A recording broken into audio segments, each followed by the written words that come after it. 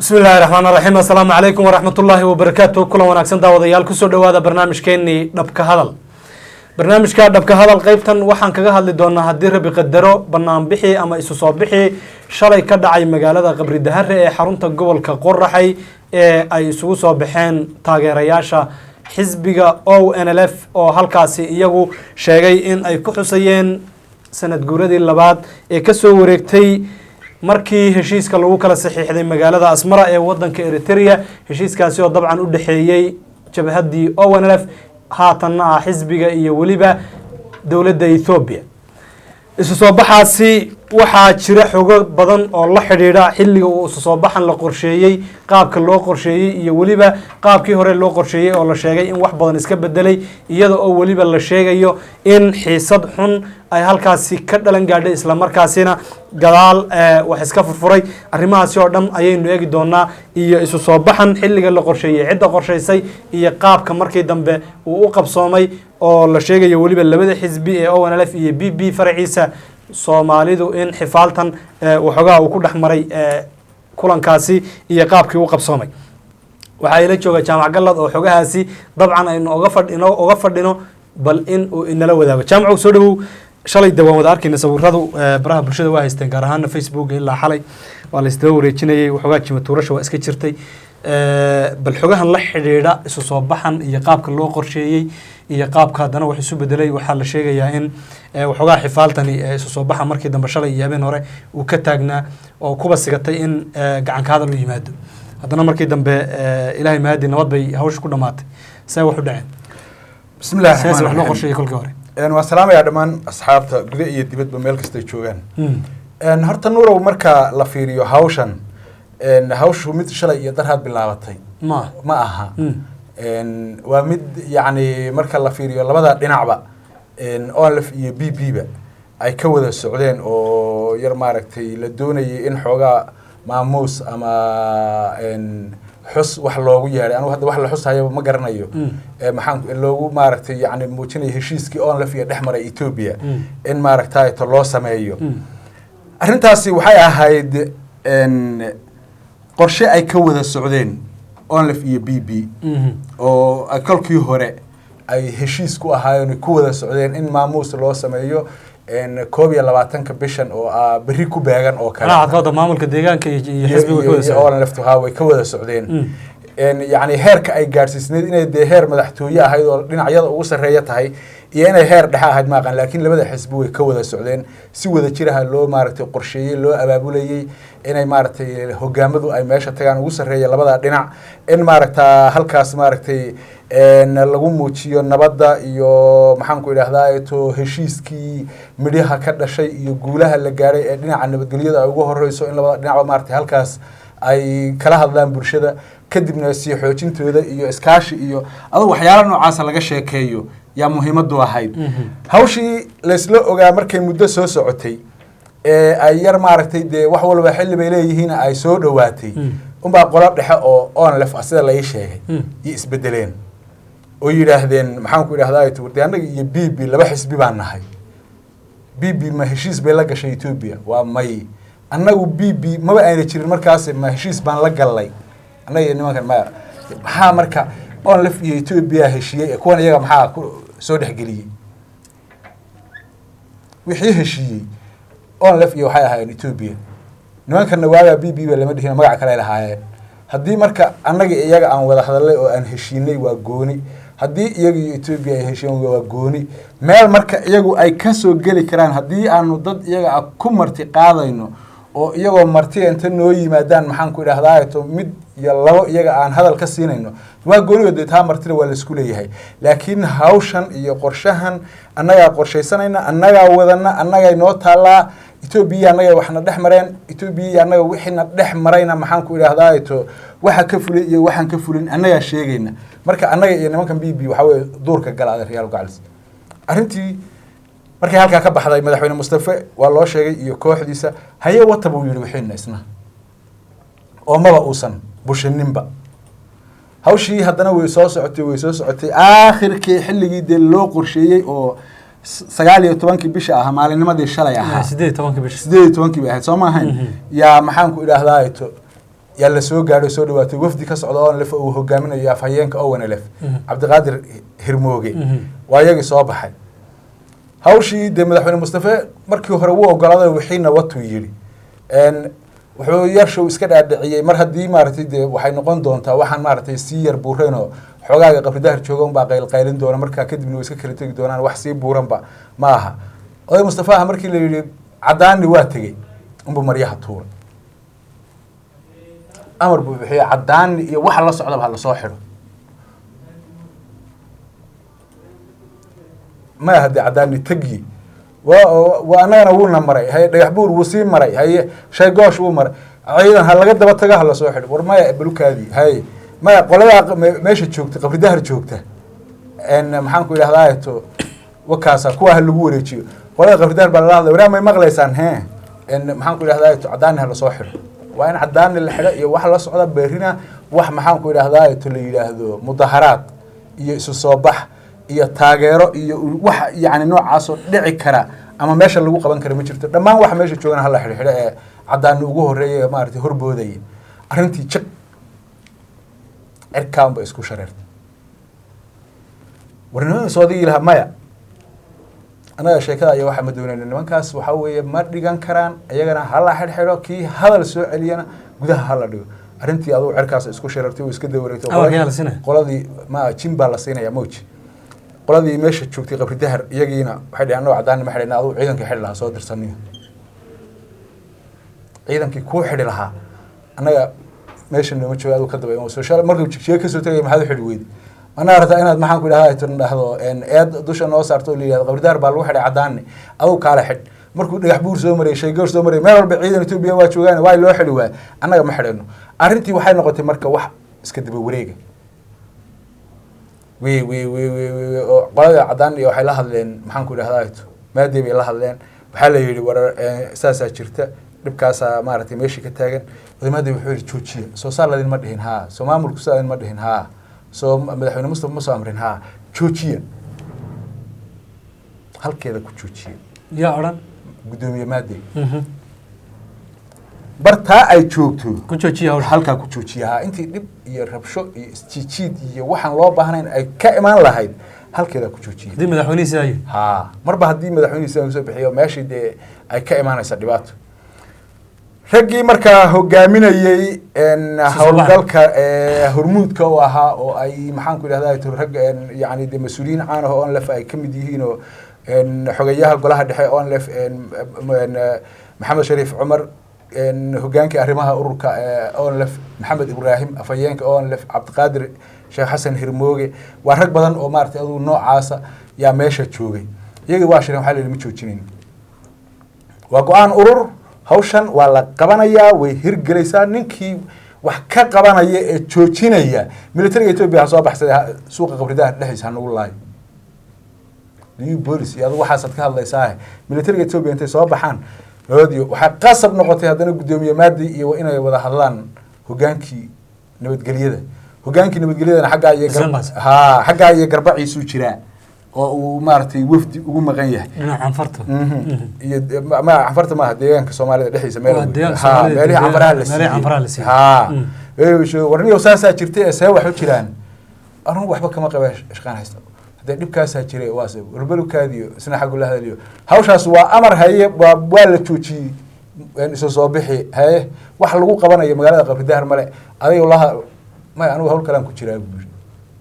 madaxweynihii iyo maxaan ku yiraahdaa hogaankii iyagina waa isla fahmi waayeen anigu shaqan ku jiraa hawsha idinka hadda joogay maamula buu isaa u sii maamula lahayn u sii maamula waa la joojiyay Soomaha hadda hal la joojiyo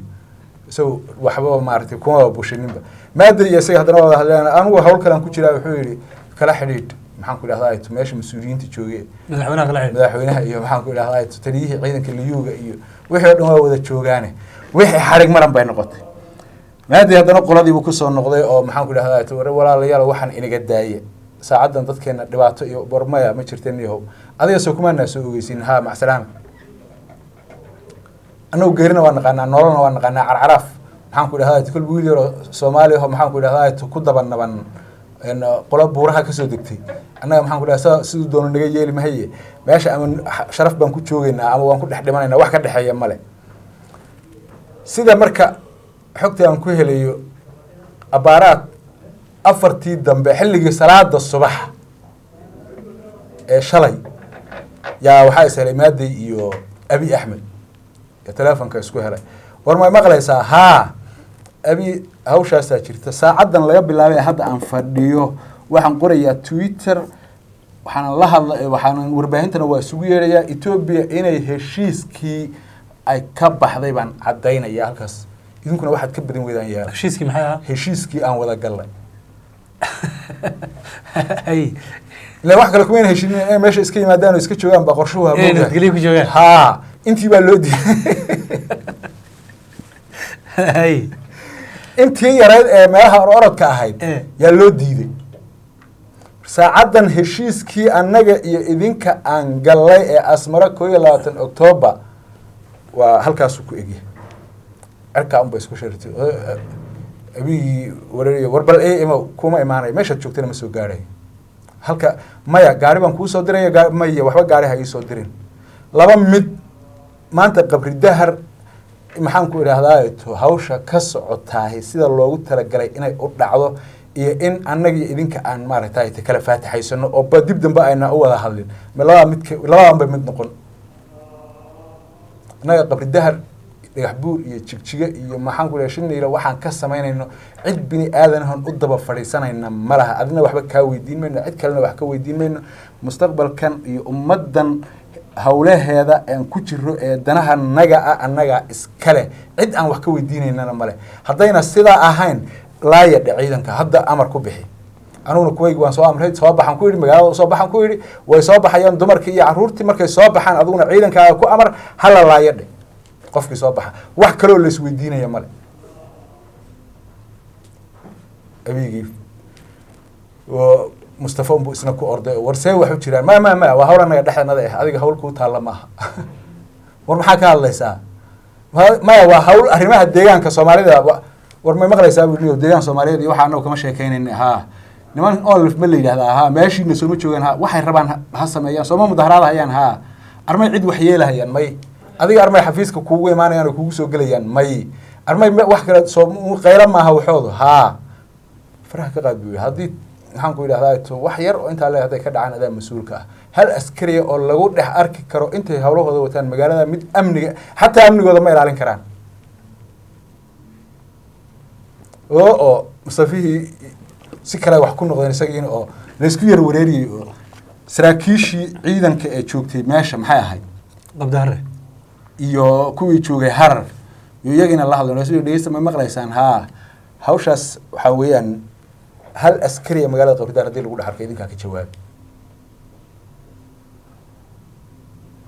la soo hadlay liibooliskii loo yimid iyagana taliyahooda liibooliska la yiraahdo ciidanka ka soo bixi baa magaalada kuwa aan laftii oo salaadii ka lahay iyaguna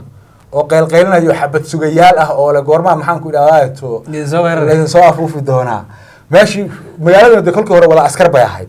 ama liiboolis ha ahaato ama federal police ha ahaado ama booliska caadiga ah ha ahaado ama maxaan ku idhaahdaa maleeshiyaad laga keenay maraacaati iyo dhuure maxaan ku wax ba magaalada dhan wada ciidan bay ahayd sidii roob qaaday bay kala feereen hal mar dhibaatadu marka waxa weeye meesha wax ka ay ka halaabeen baa waxay tahay Soomaalidii oo iyadii isu jeeda oo iyadii aan talana isku simeynin oo aan iyagii wada tashanaynin oo aan masaalix iyo dan ummadeed iyo qorshe ummadeed aan lahayn ee iyagii isu jeeda oo midba midka kale uu jeedo cadaani hala soo xidho iyo hadii aniga maxaan ku dhahay la xidhi karo kala qabridaar baan joogay hala igu xidho ama hala igu dilo wax taan rabo ba ka socon waa laba yeen abay oo kala badbaadi ha meesha marka waxa inooga soo baxay sideedaba Soomaalidu inay iyadu is indhabuuxinin oo inay iyadu maxaan ku idhaahdaa to ahayn kuwo awooda ama leh karti inta isugu yimaadaan ay danahooda kaga tashan karaan masaalixda siyaasiga ya maxaa ka khaldan wallahi niyo waxa ka khaldan waa ma aqaano waa duul maaragtay waa duul dad waalan looga dhigay hoggaan weey markaad fiiriso siyaasiyiinta ama siyaasadda Soomaalida iyo qaabka ay u socoto yaani shalayto magaalada Qabridahar dawladda deegaanka Soomaalidu go'aan waxay ku gaadhay caloolacad inay ka dhacdo kun inay ku dhimato way ka go-nayd Mustafa Maxamed Cumar iyo maxaan ku idhahdaa maamulkiisa maamulka gobolka Qorraxayna way ka go-nayd xubno ka tirsan maamulka deegaanka Soomaalida oo ka soo jeeda gobolka Qorraxay oo wasiir ku-xigeen iyo wax noocaas ah ayagana way ka go-nayd oo yacni saacadii Cabdiqaadir Hirmooge uu tagay magaalada Qabri Dahar ilaa iyo amarkii Abiy Ahmed ay ku kala feerayeen ee maxaan ku idhahdaa ay balbalooyinka ku kala galeen intii u dhaxaysay telefonku ma kala go'in inta telefonku ma kala go'in hebel may laaya waa amar waa amar wey had qofkii soo baxa sujuuda xabad ku dhufta anaga ka jawaabaynay rag waaweyn oo wasiiro oo mas'uuliyiin oo wasiiro ku-xigeenna ah yaa waxaa maaragtay la taagnaa oo codadkoodii la hayaa say atoorayaal u ahaayeen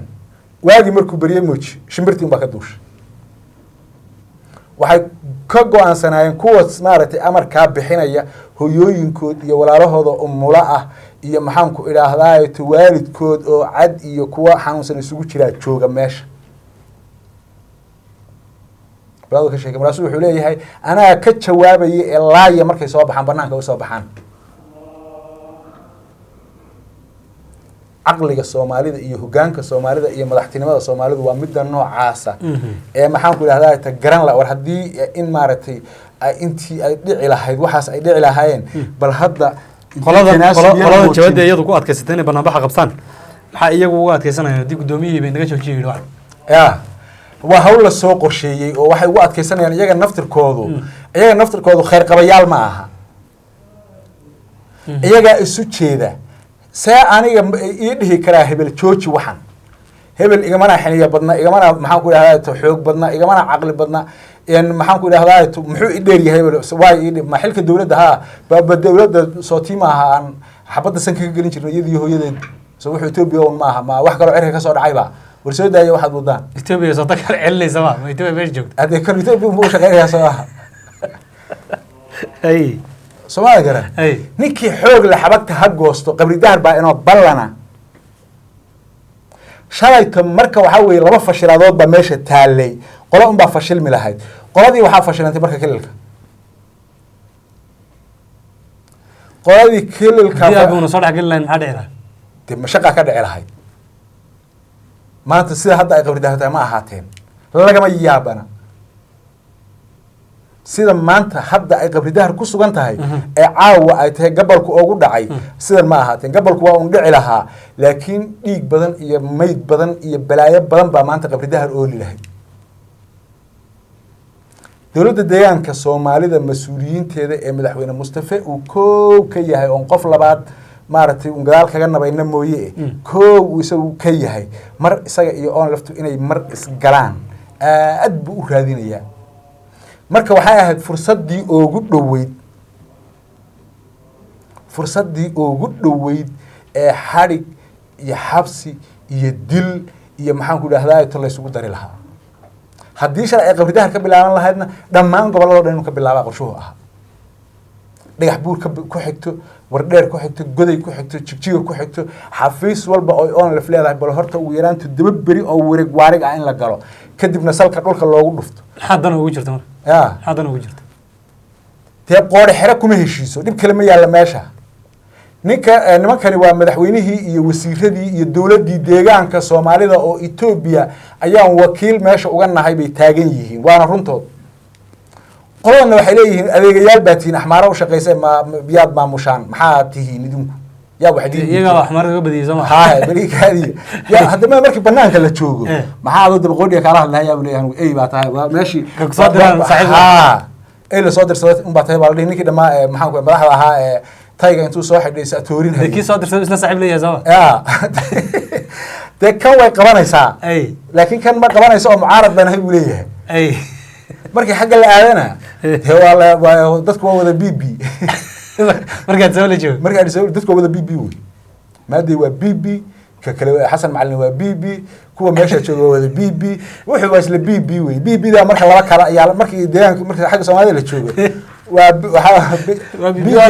BB asal iyo BB on la wey wallaahi waa cajiib soo garan ay labadii bi marka waxaan la yaabanahay aniga waxaasoo dhan lama yaabani waa caadi oo waxaa weeye dee rag sideedaba maan rag waa mudacyo afkood baa la yidhi waxa meesha loo socdana waa uun xukun weeye nina maslaxadad maanta maadi ma dhahi karo maslaxadad iyo umadeed baan ka shaqaynayaa nama laha mustafana nama laha maslaxa umadeed baan ka shaqaynayaa nama laha kursigaasaa horta lagu maaragtay hardamayaa kolba kii kursiga jooga un baan atoora ah soo maan garan marka waxaase aniga aan ka yaabanahay ee gelila baa waxay tahay kulley waana khaldanaan karaa heshiiska la xusayo ee onlef ay xusayso ee Ethiopia ay la gashay nooca uu yahay nolomaba sheeginba heshiiska de hal qodob ma la shaqaalkii ma la xusaya ma ka soo heshiis ma ahan war guriyeen aadam heshiis baa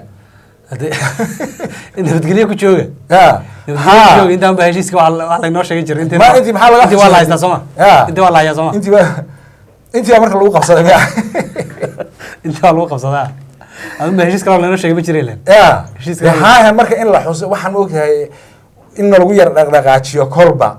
wax badan baan tabaynaa ma ogtahay in marka lagu dhaqdhaqaajiyo ma in la iska joogo yee ahayd oo maxaan ku yiraahdaa to inta la Mustafa ay leesh aayar ka qaataan ficilkana keenayaan ma ficilka nimanka dhexdooda Soomaalida ka dhaxay haa way isu jeedeen ma taa confirm waa Mustafa way ka go'anayd mar inay u gacan ku dhufto tiina uu la waayay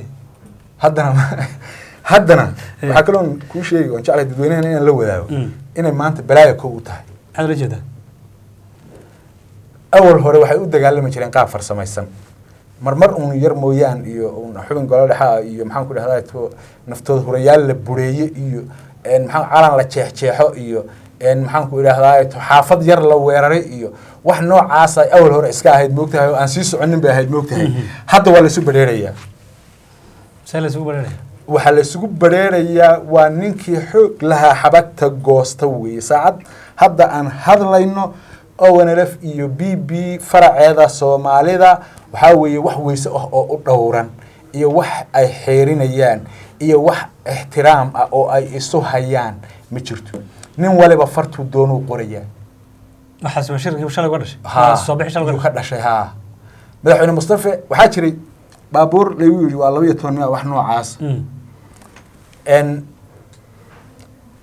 baabuurta 12 laba meelood bay kala qaybna berberay taalaa waa kuwii jabada oo kuwii jabhada ahaa qaybna xaggan iyo booq bay taalaa canshuur dhaaf inaan la canshuurin yaa qorshuhu ahaa hawshii waa la dhameeyey dawladda dhexe Ethiopia way ogolaatay in canshuur dhaaf loo sameeyo oo aan baabuurta ONLF teedaba warqada ah yaa loo sameeyay inaan wax baa gaadiida oo ONLF ay leedahay inaan maxaan ku idhaahdaa to in la canshuuri karin oo ay hanti qaran yihiin wax noocaasa yaa la sameeyay arrintu waxaa la marka dawladda deegaanka Soomaalida yaa kolka hore waana warqad soo qorto oo warqad baa loo iyay qoladan maxaa qoray qolada canshuuraadka ee Ethiopia iyo wasaaradda maaliyadda Ethiopia yaa uu warqad qoray warqadii baa kilalka loo diray kilalka markii warqadii loo diray waxaa la warqadan ku soo lifaaqa warqad maxaan ku idhaahdaa to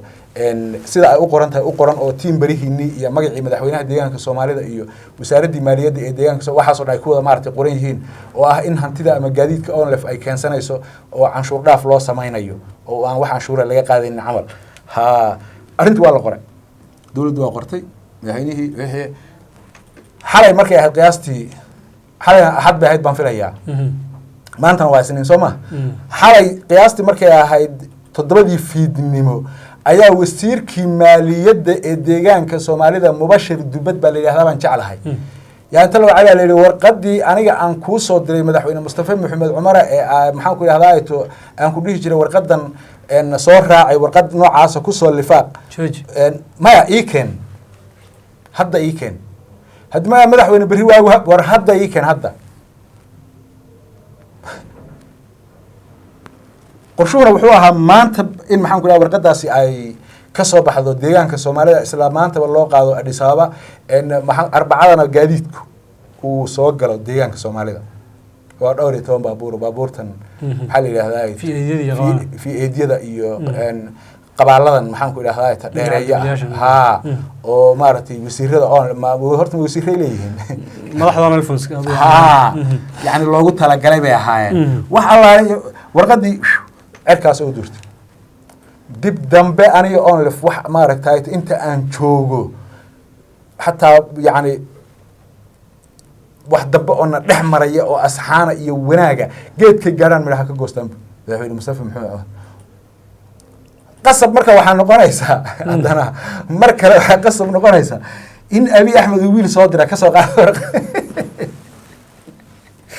cajiib wallahi waa nasiib darro weyn weye waa niman maaragtay iyagu uun is-indha buuxin ma dhibka jiraa waxay tahay madaxweyne mustafa maxamed cumar waa sax inuu wax iska celiyo oo maxaan ku idhahdaa kursigiisa uu difaacdo lagulama yaabaya xaq buu uleeyahay wax waa kursi yacni mustafana dadka naar uma wado maadayna dadka janno uma wado meesha kursi qodxale yaa la isku eryanayaa laakiin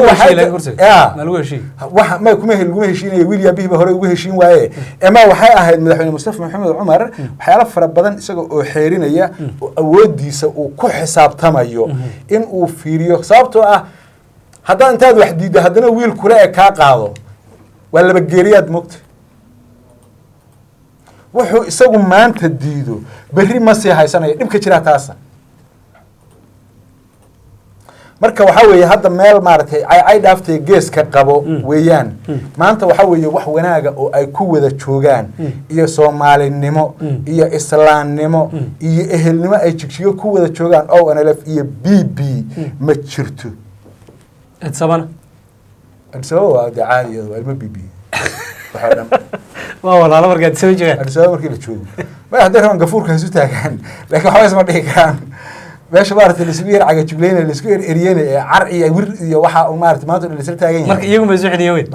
haa dhib kale ma jiro deegaanka soomaalidu mar hore ayuu adduunka gaari lahaa oo weliba dhaafi lahaa haddii la heli lahaa siyaasiyiin kala aragti duwan oo iyaga oo kala aragti duwan haddana maxaa danta guud iyo soomaalinimo ku midoobi kara lagama yaabana laakiin waxaad arkaysaa oo aad